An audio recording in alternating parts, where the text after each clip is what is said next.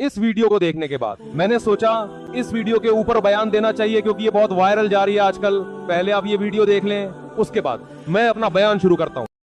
आज की वीडियो में हम आपको लेकर चलेंगे एक ऐसी दुनिया की तरफ जहां हर रोज नई दिफाई दौड़ शुरू हो रही है। कहीं फाइटर तैयारे आसमान को चीरते नजर आते हैं, तो कहीं समंदर की लहरों पर नई जंगी कश्तियां तैयार हो रही हैं। क्योंकि ताकत की इस दुनिया में जिस मुल्क के पास मजबूत हथियार हैं, वही दूसरों पर अपनी मर्जी मुसल्लत कर सकता है। और यही वजह है कि दुनिया की बड़ी बड़ी ताकतें हर वक्त नई टेक्नोलॉजी की तलाश में रहती हैं। और इसी वजह से पाकिस्तान के फतह 4 मिसाइल टेस्ट ने न सिर्फ पूरे खित्ते में हलचल मचा दी है, बल्कि पाकिस्तान की दिफाई सलाहियत को एक नई सतह पर पहुंचा दिया है।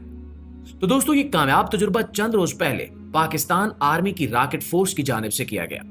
ये एक ट्रेनिंग लॉन्च था जिसमें फतह 4 ने 750 किलोमीटर दूर मौजूद अपने हदफ को इंतहाई दुरुस्तगी के साथ निशाना बनाया। ये कोई आम बात नहीं थी, क्योंकि मिसाइल सिर्फ निशाने पर नहीं लगा, बल्कि उसने पिन पॉइंट एक्यूरेसी यानी बिल्कुल ऐन हदफ को जाकर तबाह किया।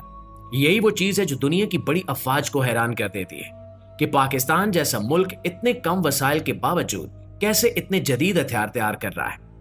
इस तजुर्बे ने यह भी साबित कर दिया कि फतह 4 अब सिर्फ मंसूबा या मॉडल नहीं रहा, बल्कि अमली तौर पर पाकिस्तान की फौज में शामिल हो चुका है। आपको बताते चलें कि फतह 4 दरअसल एक surface to surface cruise missile है। इसका मतलब यह है कि यह जमीन से जमीन पर मार करता है, लेकिन इसकी खास बात यह है कि यह परवाज के दौरान बहुत नीचे रहता है, जमीन के साथ साथ चलता है। इसकी वजह से दुश्मन के रेडार सिस्टम इसे आसानी से पकड़ नहीं सकते। ये ऐसे ही है जैसे कोई शिकारी अंधेरे में छुपकर आहिस्ता आहिस्ता अपने शिकार के करीब पहुंचे और फिर अचानक वार कर दे। यही इस मिसाइल की सबसे बड़ी ताकत है। अब जरा इसकी टेक्नोलॉजी पर बात करते हैं। तो दोस्तों, फतह 4 को जदीद एवियोनिक्स और नेविगेशन सिस्टम से लैस किया गया है। इसका मतलब यह है कि यह ना सिर्फ तेज रफ्तारी से चलता है, बल्कि हर मोड़ और हर रुकावट को भी बड़ी मुहारत से अबूर करता है। अगर दरमियान में पहाड़ आ जाए या कोई और कुदरती रुकावट हो, तो यह मिसाइल अपनी समत खुद ब खुद एडजस्ट करता है और हदफ की तरफ बढ़ता रहता है। यही वजह है कि यह मिसाइल दुश्मन के एयर डिफेंस सिस्टम से बचने की भरपूर सलाहियत रखता है। इसके अलावा इसका सबसे बड़ा फायदा यह है कि पाकिस्तान के पास अब एक ऐसा हथियार मौजूद है जो दुश्मन के दिल में खौफ पैदा कर देता है। आप सोचिए कि एक ऐसा मिसाइल जो 750 किलोमीटर दूर से निशाना लगा सके, जिसे रेडार पकड़ न सके और जो बिल्कुल दुरुस्तगी के साथ हदफ को तबाह कर दे, वो दुश्मन के लिए कितनी बड़ी मुश्किल खड़ी करता है। इसका मतलब यह है कि अगर कभी कोई मुल्क पाकिस्तान के खिलाफ जारियत करे, तो पाक फौज के पास जवाब देने के लिए निहायत खतरनाक और जदीद हथियार मौजूद है। नाज़रीन ग्रामी, फतह 4 सिर्फ एक मिसाइल नहीं है, बल्कि एक मुकम्मल सिस्टम है। इसका लॉन्चर एक वक्त में 3 मिसाइल फायर करने की सलाहियत रखता है। यानी अगर दुश्मन ने एक तरफ से हमला किया, तो पाकिस्तान बैक वक्त 3 मुख्तलिफ हदफों को निशाना बना सकता है। ये बात दुश्मन के लिए किसी डरावने ख्वाब से कम नहीं है। मजीद ये कि इसकी रेंज 750 किलोमीटर है, जिसका मतलब है कि यह मिसाइल सरहद पार दुश्मन के हसास मकामात तक बआसानी पहुंच सकता है। मुआज़िज़ दोस्तों, पाकिस्तान ने इससे पहले फतह 1 और फतह 2 जैसे मिसाइल तैयार किए थे। फतह 1 एक guided multiple launch rocket system था, जबकि फतह 2 की रेंज 450 किलोमीटर थी। इन दोनों ने पाकिस्तान की दिफाई सलाहियत को मजबूत किया, मगर अब फतह 4 ने इस सफर को एक नई बुलंदी पर पहुंचा दिया है। इसकी ज्यादा रेंज, जदीद टेक्नोलॉजी और बेहतर दुरुस्तगी ने इसे न सिर्फ एक मिसाइल बल्कि पाकिस्तान के दिफा का सतून बना दिया है। एक और अहम पहलू यह है कि फतह 4 सिर्फ जंगी मकासद के लिए नहीं, बल्कि दिफाई तवाजुन कायम रखने के लिए भी जरूरी है। दुनिया जानती है कि इस खित्ते में एक ऐसा मुल्क भी मौजूद है जो हर वक्त पाकिस्तान को दबाने की कोशिश करता है। ऐसे में अगर पाकिस्तान के पास जदीद हथियार न हो, तो दुश्मन के हौसले और भी बढ़ जाए। लेकिन फतह 4 जैसे हथियार दुश्मन को यह पैगाम देते हैं कि पाकिस्तान किसी भी जारियत का जवाब देने के लिए तैयार बैठा है। इस मिसाइल की सबसे खास बात यह है कि यह रिवायती हथियारों के साथ साथ मुख्तलिफ किस्म के वार हेड्स ले जा सकता है। इसका मतलब यह है कि यह मिसाइल सिर्फ एक महदूद किस्म के हदफ तक महदूद नहीं है, बल्कि इसे मुख्तलिफ फौजी मकासद के लिए इस्तेमाल किया जा सकता है। अगर दुश्मन के फौजी कैंप को निशाना बनाना हो, या उसके हसास इंफ्रास्ट्रक्चर को, या फिर उसके कमांड एंड कंट्रोल सेंटर्स को, तो फतह 4 हर जगह अपने हदफ को तबाह कर सकता है। इसके अलावा एक और फायदा यह है कि यह मिसाइल पाकिस्तान को खुद मुख्तारी देता है। یعنی پاکستان کو اپنی حفاظت کے لیے کسی دوسرے ملک کے ہتھیاروں پر مکمل انحصار نہیں کرنا پڑتا۔ جب ایک ملک اپنی ٹیکنالوجی اور اپنے ہتھیار خود تیار کرے تو اس کی عزت بھی بڑھتی ہے اور دشمن بھی اس پر زیادہ سنجیدگی سے غور کرتا ہے۔ فتح 5 کی کامیاب تیاری اور تجربہ پاکستانی سائنسدانوں، انجینئرز اور فوج کی محنت کا بڑا ثبوت ہے۔ ناظرین گرامی، اس کے علاوہ اب پاکستان ترکی کے ساتھ مل کر جدید ڈرونز پر بھی کام کر رہا ہے، اور یہ بھی کوئی معمولی منصوبہ نہیں ہے۔ دونوں ملکوں کی انجینئرنگ، سینسر ٹیکنالوجی اور فوجی تجربے کو جوڑ کر ایک ایسا پلیٹ فارم تیار کرنے کی کوشش کی جا رہی ہے جو عملی میدان میں حقیقتاً فرق ڈال سکے۔ اس تعاون کا مقصد ایسے ڈرونز بنانا ہے جو ہر طرح کے آپریشنز میں قابل عمل ہوں، طویل پرواز کریں، مشکل موسمی حالات میں پائیدار رہیں اور دشمن کی جیمنگ یا الیکٹرانک وارفیئر کے باوجود اپنا مشن پورا کر سکیں۔ ذرا تصور کریں کہ ایک ڈرون جو رات میں بھی واضح امیج فراہم کرے، دن میں سینکڑوں کلومیٹر تک نگرانی کر سکے اور مختلف پے لوڈ بآسانی بدل سکتا ہو۔ یعنی ایک ہی بنیادی فریم میں آپ کی ضرورت کے مطابق camera, infrared sensor, electronic warfare unit یا چھوٹے گائیڈڈ نظام لگا کر فوری مشن انجام دیا جا سکے۔ اس کے لیے جدید navigation systems, anti jamming mechanism اور خود کار راستہ بندی کو خاص اہمیت دی جا رہی ہے تاکہ اگر کمانڈ لنک کسی وجہ سے منقطع ہو بھی جائے تو ڈرون مشن جاری رکھ سکے اور خود محفوظ طریقے سے واپس آیا کرے۔ مزید یہ کہ سوارمنگ فنکشنز پر بھی کام ہو رہا ہے، مطلب چھوٹے ڈرونز کی ایک جماعت مل کر ایک بڑا آپریشن انجام دے سکے گی جس سے دشمن کے دفاعی دائرے کو بھرا جا سکے گا یا تیز رد عمل کے ذریعے خطرے کو کم کیا جا سکے گا۔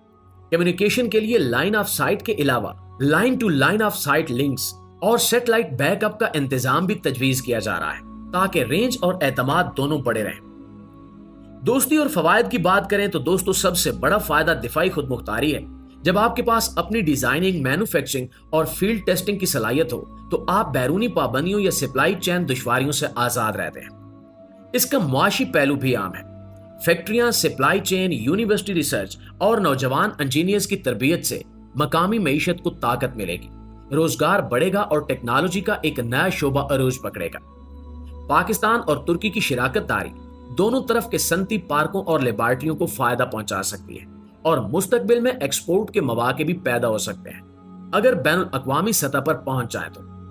البتہ خدشات کو بھی نظر انداز نہیں کیا جا سکتا۔ جدید ڈرون ٹیکنالوجی کے غلط استعمال، پرائیویسی کے مسائل اور بین الاقوامی ضوابط کی خلاف ورزی کے امکانات موجود ہیں۔ اس لیے اس شراکت داری میں شفاف پالیسی سازی، برآمدی کنٹرول اور اخلاقی رہنما اصول شامل کرنا ضروری ہے تاکہ یہ ٹیکنالوجی ذمہ داری کے ساتھ استعمال ہو۔ سائبر سیکیورٹی کا مضبوط لیئر بھی لازمی ہے۔ اگر کنٹرول چین ہیک ہو جائے یا سینسر ڈیٹا میں مداخلت ہو تو نتائج خطرناک ہو سکتے ہیں۔ لہٰذا فیلڈ سیف میکانزم اور ایجنڈنسی پر خاص زور دیا جا رہا ہے۔ آخر میں یہ بات واضح ہے کہ پاکستان اور ترکی کا یہ اشتراک محض ہتھیار بنانے کا معاملہ نہیں ہے بلکہ ایک وسیع حکمت عملی کا حصہ ہے جس کا ہدف دفاعی خود مختاری، مقامی صنعت کی ترقی اور فوجی اور سول دونوں سطحوں پر استعمال کے نئے مواقع پیدا کرنا ہے۔ اگر یہ منصوبہ منظم طریقے سے آگے بڑھے، معیار کو برقرار رکھا جائے اور اخلاقی اور قانونی فریم ورک مضبوط رکھا جائے تو آنے والے سالوں میں ہم اپنی فضائی نگرانی، سرحدی نگرانی اور آپریشنل کارکردگی میں نمایاں فرق دیکھیں گے، اور یہی وہ لمحہ ہوگا جب ہماری ٹیکنالوجی نہ صرف ملک کی حفاظت کرے گی بلکہ نوجوانوں کے لیے بھی نئی راہیں کھول دے گی۔ دنیا میں سب سے پاورفل فوج کے لحاظ سے ایک ترکی اور ایک پاکستان۔ ترکی آرمی کی یعنی فوج کے لحاظ سے اور اسلحے کے لحاظ سے پاورفل ہے، لیکن ڈیفنس کے لحاظ سے پاورفل پاکستان زیادہ ہے ایٹم بم کی وجہ سے۔ بم ایسی چیز ہے نا، یہ ہٹو بچو ہو گئی ہے ہمارے پاس، جو اللہ نے ہمیں ایٹم بم دے دیا، یہ ایسی چیز ہے جیسے کوئی آپ کے پاس چھری نکال کے آپ کی جیب سے آپ سے پیسے چھیننے کی کوشش کرے اور آپ جیب سے بم نکال لو۔ آپ جیب سے کیا نکال لو؟ بم۔ وہ لڑے گا آپ سے، کہے گا بھائی جو کچھ میرے پاس ہے وہ بھی تو لے۔ تو اب کوئی بھی ہمارے ملک پہ حملے کی بات کرتا ہے، کوئی بھی جتنا مرضی ڈراتا ہے، کچھ بھی کرے، ہم بولیں بھائی بم ہے۔ کیا ہے ہمارے پاس؟ کیا ہے؟ بم ہے۔ تو جس نے بھی پاکستان کو ایٹمی طاقت بنانے میں بڑا کردار ادا کیا ہے نا، اس کا ہم سب پر بہت بڑا احسان۔ تو اللہ کیا فرماتے ہیں؟ اعدوا لهم ما استطعتم من قوة، تم جتنی قوت اکٹھی کر سکتے ہو دشمن کے خلاف اپنی ڈیفنس میں وہ طاقت جمع کرو. وَمِن رِبَاطِ الْخَيْلِ, آگے اللہ نے بتا دیا ایسا نہ ہو کوئی صوفی اٹھے اور کہے یہاں قوت سے روحانی قوت مراد ہے. قوت سے کیا مراد ہے؟ روحانی, یعنی نیک اعمال کرو, تہجد پڑھو, نیکیاں کرو, چلے 4 مہینے صحبت میں بیٹھو اہل اللہ کی نظر کی, یہ تو سب کرنا ہی ہے, اس کا میں خدا نخواستہ مذاق نہیں اڑا رہا, یہ تو کرنا ہی کرنا ہے. لیکن یہ ہو سکتا ہے جیسے منکرین حدیث نے کیا کہا کہ نماز جو ہے نا, نماز سے مراد ہے 5 ٹائم میٹنگ, اور وضو سے مراد ہے اپنے آپ کو گندگیوں سے پاک کر کے مسجد میں آنا. یعنی یہ والا وضو ہی مارکیٹ سے کیا کر دیا انہوں نے, شارٹ. تو اس لیے اللہ تعالیٰ کو یہ معلوم تھا کہ کچھ اٹھیں گے فلاسفر اور وہ یہ کہیں گے قرآن جو کہہ رہا ہے نا اعدوا لهم ما استطعتم من قوہ, دشمن کے خلاف قوت اکٹھی کرو, تو وہ قوت سے یہاں کون سی قوت مراد لے لیں گے؟ روحانی قوت. پھر عاملوں کے ٹوپی ڈرامے بھی شروع ہو جائیں گے. ہم نے اتنے عملیات کر لیے ہیں کہ پاکستان کا بارڈر کیا ہو گیا ہے؟ محفوظ. 3 مسٹنڈے اس بارڈر پہ بٹھا دیے ہیں, 6 مسٹنڈے اس بارڈر پہ, انہوں نے جنات کے ذریعے کنٹرول کیا ہوا ہے. ٹھیک ہے. تو اس لیے اللہ نے فرمایا ہے کہ یہاں قوت سے مراد کیا ہے؟ من رباط الخیل, گھوڑے باندھ کے رکھو. اس زمانے کا سب سے بڑا ہتھیار کیا تھا؟ گھوڑا. اور حدیث میں اس آیت کی تفسیر ہے, آپ نے فرمایا الا ان القوت الرمی, الا ان القوت الرمی, الا ان القوت الرمی, خبردار سنو, اللہ نے جو کہا نا قوت اکٹھی کرو, اس سے مراد پھینکنے کی طاقت ہے. رمی کہتے ہیں کس کو؟ پھینکنے کو. آپ رمی کرتے ہیں نا وہاں حج پہ جب جاتے ہیں, کیا مطلب؟ آپ نے اپنی پھینکنے کی طاقت کو بڑھانا ہے. ایسے میزائل کہ یہاں بیٹھے بیٹھے فائر کرو, پھینکنے کی قوت بڑھاؤ. اس زمانے میں جب تلوار کی طاقت تھی تو نبی تیر کو تلوار پر ترجیح دے رہے ہیں, اس لیے کہ تلوار میں جتنا دشمن کے قتل ہونے کا خطرہ ہے اتنا ہی آپ کے. تیر میں آپ کا خطرہ کم ہے, دشمن کا زیادہ. اس لیے میزائل ٹیکنالوجی کو زیادہ فوکس کرو. امریکہ جب افغانستان میں آیا تو نیچے اترے بغیر ہی پورا ملک فتح کر لیا اس نے. کیوں؟ فضائی طاقت تھی نا.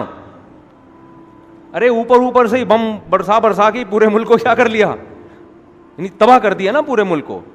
تو اس لیے نبی نے فرمایا الا ان القوت الرمی, قوت سے کیا مراد ہے؟ تیر اندازی. تو اس میں گھوڑوں کا استعمال اور حدیث میں